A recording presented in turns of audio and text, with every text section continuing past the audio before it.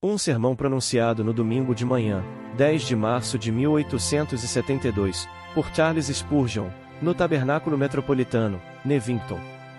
Orai sem cessar. 1 Tessalonicenses 5,17. A posição do nosso texto é muito sugestiva.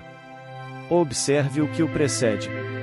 Ele vem imediatamente após o preceito, já alegrai-vos sempre, como se esse comando tivesse, de alguma forma, perplexado o leitor, fazendo perguntar, como posso?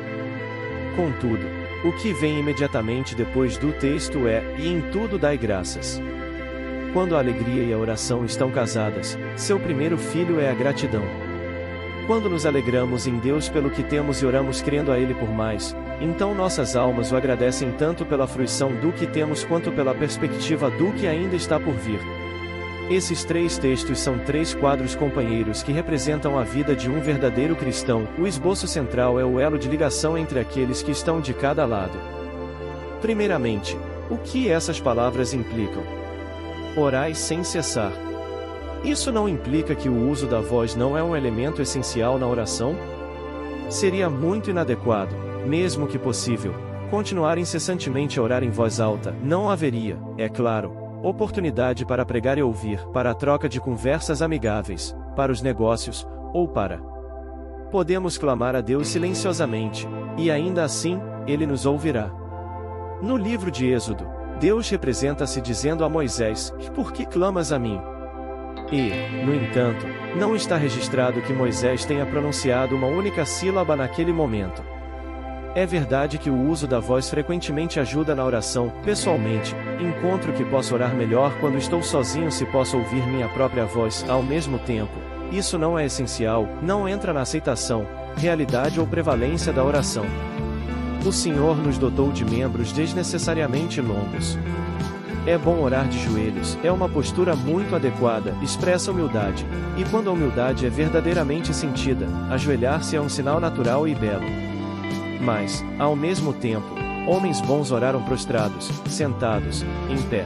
Oraram em muitas posturas. A postura não entra na essência da oração.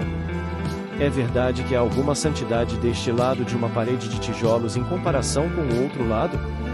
Se é verdade que o ar fresco dissipa a graça divina, e que, para mais alta aceitação, precisamos de arcos, pilares, corredores e semelhantes, então adeus, aos caminhos verdes e belos jardins, adeus, a lindas florestas, pois a partir de agora devemos, sem cessar, habitar onde seu perfume e frescor nunca podem nos alcançar. Mas isso é ridículo. Portanto, deduzo que a frequência em um único lugar de oração não é a única oportunidade que devemos buscar. Não há um momento impuro na hora, nem uma hora não aceita no dia, nem um dia não consagrado no ano. O Senhor não designou uma determinada semana para oração, mas todas as semanas devem ser semanas de oração. Ele não disse que uma hora do dia é mais aceitável que outra. Todo tempo é igualmente legítimo para a súplica, igualmente sagrado, igualmente aceito diante de Deus, ou, do contrário, não teríamos sido instruídos a orar sem cessar. É bom ter seus horários de oração estabelecidos por um homem santo. De janeiro a dezembro, o calendário não tem uma data em que a oração seja proibida. Todos os dias são dias especiais, sejam domingos ou dias de semana, todos são tempos aceitos para oração. Portanto, está claro, pelo texto, que a voz, a postura, o lugar e o tempo, nenhum deles entra na essência da oração, ou, caso contrário, estaríamos sendo ordenados a realizar uma impossibilidade que sabemos com certeza não ser o modo do Senhor nosso Deus.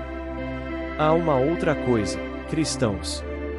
Não deveriam eles fornecer orações para todas as circunstâncias em que esses, os caros regenerados, mas sem graça, filhos e filhas de sua igreja, se encontram? Por exemplo, uma oração piedosa por um jovem príncipe ou nobre que está prestes a ir a um torneio de tiro, para que ele possa ser perdoado por sua crueldade para com aqueles pobres pombos que são apenas feridos e forçados a permanecer em sofrimento? Ou, ainda, uma oração por um homem regenerado que está indo a uma corrida de cavalos, e uma oração se você sentir que seria um insulto ao Senhor dos céus pedir sua bênção sobre o que lhe foi proposto, então afaste-se da coisa impura. Esses assuntos estão claramente implícitos no preceito a orar sem cessar. Mas agora, o que isso significa realmente? Se não significa que devemos estar sempre de joelhos, nem sempre dizendo orações, nem sempre na igreja ou em casas de reunião, e não significa que devemos. O caminho para o trono da misericórdia é indiscutível e indiscutível. Reis realizam suas recepções formais em certos dias designados, e então seus cortesãos são admitidos, mas o rei dos reis realiza uma recepção constante. O monarca cujo palácio estava em Suzã não permitia que ninguém se aproximasse dele a menos que ele os convocasse, mas nosso rei nunca retira seu cetro de nós. A primeira luz cinza é vista, não é cedo demais para o Altíssimo, ao meio-dia ele não está tão ocupado, e quando a noite se aproxima, ele não está cansado com as orações de seus filhos. Orai sem cessar é, se leio corretamente, uma permissão muito doce e preciosa ao crente de derramar seu coração a qualquer momento diante do Senhor. Ouço sua pequena voz calma dizendo: venha ao trono da misericórdia, ó meu filho, sempre que quiser. Venha ao tesouro da graça sempre que desejar. O que isso realmente significa? Isso significa uma grande verdade de Deus que não consigo expressar muito bem em poucas palavras, e, portanto, devo tentar desenvolvê-la em 4 ou 5 pontos. Significa, primeiro, nunca abandonar a oração, nunca, por qualquer causa ou razão, cesse de orar. Imagine que você deve orar até ser salvo e pode então parar. Para aqueles cujos pecados são perdoados, a oração é tão necessária quanto para aqueles que lamentam sob um sentimento de pecado. Orai sem cessar, pois, para que você possa perseverar na graça. Não há conquista na vida, de saúde ou força, ou vigor muscular que possa colocar um homem além da necessidade de respirar, assim como nenhuma condição de crescimento espiritual ou avanço na graça permitirá a um homem dispensar a oração. Deixemos orar. Nossa vida é orar.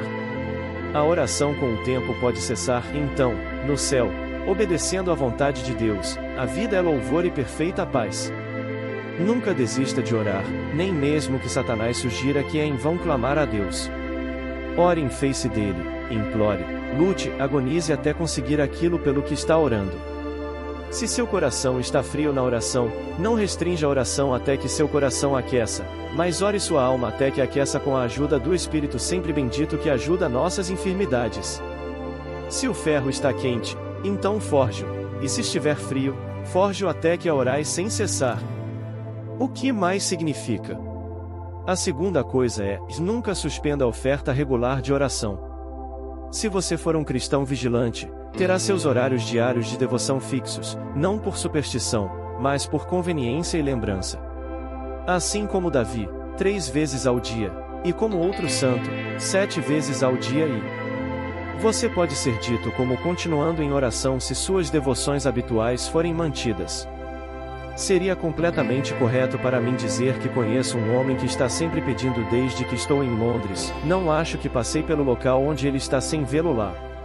Ele é uma pessoa cega e está perto de uma igreja, desde que me lembro, ele tem estado pedindo sem cessar. É claro que ele não pediu quando estava dormindo, ele não pediu quando não estava lá, mas continua ali sempre que pode. Assim, as horas que estabelecemos e cercamos para a comunhão com nosso Deus parecem nos energizar para o resto do dia. Portanto, se você deseja orar sem cessar, continue a oferecer o sacrifício da manhã e da noite, e que isso seja perpetuamente uma ordem para você, de modo que seus momentos de oração não sejam interrompidos. Isso, no entanto, é apenas uma ajuda, pois, além disso, deixe que frases curtas subam ao céu, sim, e podemos disparar gritos e palavras únicas, como a que, a o, sem palavras, podemos orar no olhar para cima, ou no suspiro do coração. Aquele que ora sem